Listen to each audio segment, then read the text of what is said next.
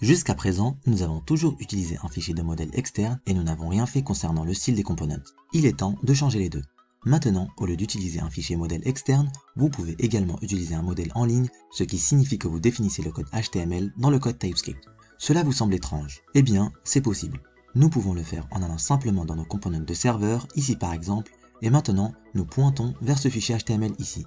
Maintenant, nous pouvons changer template URL en template. L'un des deux doit être présent, soit lié à un template externe ou juste le template à définir dans ce fichier.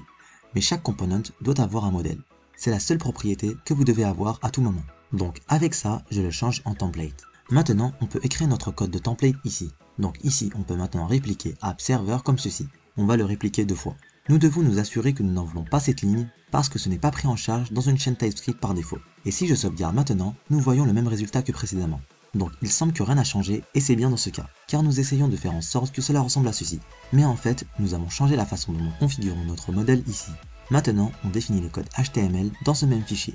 Et en fait, si vous voulez écrire des chaînes de caractères multilignes ici, ce que vous voulez probablement si vous ajoutez plus de code HTML, vous pouvez passer d'une chaîne normale avec des guillemets simples à l'utilisation de code arrière pour utiliser des expressions de modèle JavaScript pour pouvoir écrire des chaînes de plusieurs lignes entre les deux.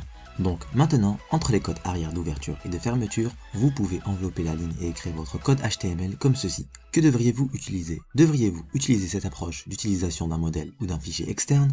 Cela dépend. Si vous n'avez pas beaucoup de code HTML, l'utilisation d'un modèle en ligne comme ceci pourrait être bien. Alors, vous avez toute la logique dans le code TypeScript et c'est tout à fait correct. Mais dès que vous avez, disons, plus de 3 lignes de code dans la partie HTML ici dans le modèle, l'utilisation d'un fichier externe est une bonne idée pour le rendre plus facile à suivre et plus facile à comprendre.